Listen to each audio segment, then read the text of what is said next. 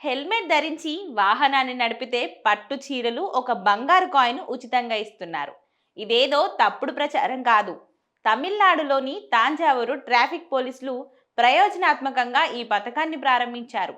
సాధారణంగా మహిళలు హెల్మెట్ ధరించి ప్రయాణం చేస్తే జుట్టు ఊడిపోతుందని భయపడుతూ ఉంటారు. అందుకని వారు హెల్మెట్ ధరించడానికి వ్యతిరేకిస్తుంటారు. ఇలాంటి వారిని హెల్మెట్ ధారణ పట్ల ప్రోత్సహించడానికి ఈ పథకాన్ని పెట్టినట్లు పోలీసులు చెప్తున్నారు. తాంజావూరులో హెల్మెట్ ధరించి ద్విచక్ర వాహనం నడిపిస్తున్న మహిళలకు చీరల పంపిణీ కార్యక్రమాన్ని ప్రారంభించారు. రోడ్డు భద్రతను ప్రోత్సహించే ప్రయత్నంలో భాగంగా తమిళనాడులోని తాంజావూరు నగర ట్రాఫిక్ పోలీసులు హెల్మెట్ ధరించిన 50 మంది మహిళా రైడర్లకు పట్టు చీర మరియు 5 గ్రాముల బంగారు నాణెంను బహుమతిగా ఇచ్చారు.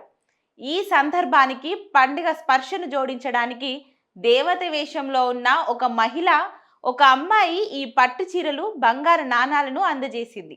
నగరంలో డ్రైవింగ్ చేసేటప్పుడు తమను తాము రక్షించుకునేలా మహిళా రైడర్లలో అవగాహన పెంచడం ఈ చొరవ లక్ష్యం. తాంజావూరుకు చెందిన రితిక ఈ ప్రయత్నాన్ని అభినందిస్తూ హెల్మెట్ ధరించిన రైడర్లకు ప్రోత్సహించడానికి ఈరోజు మాకు బంగారు నాణాలు, చీరలు ఇచ్చారు.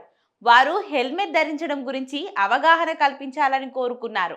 మాకు బహుమతులు ఇవ్వడానికి జ్యోతి ట్రస్ట్ కూడా ఇందులో పాల్గొంటుందని తెలిపారు.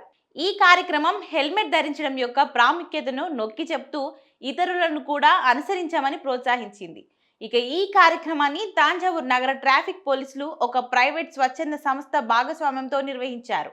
హెల్మెట్ ధరించే రైడర్లకు గుర్తించడం ద్వారా పోలీస్ శాఖ తాంజావూరు రోడ్లపై భద్రతకు ప్రాధాన్యత ఇచ్చే సంస్కృతిని ప్రోత్సహించింది. ఇక ఈ ప్రయోజనం మహిళా రైడర్లకు ఎంతో ఆనందాన్ని కలిగించింది.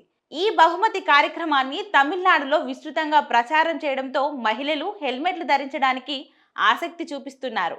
అయితే ఈ బహుమానం హెల్మెట్ ధరించి వాహనాలకు మహిళలందరికీ కాదండోయ్, హఠాత్తుగా వారం 10 రోజులు ఒక్కసారి ఈ విధంగా బహుమతులు అందజేస్తున్నారు.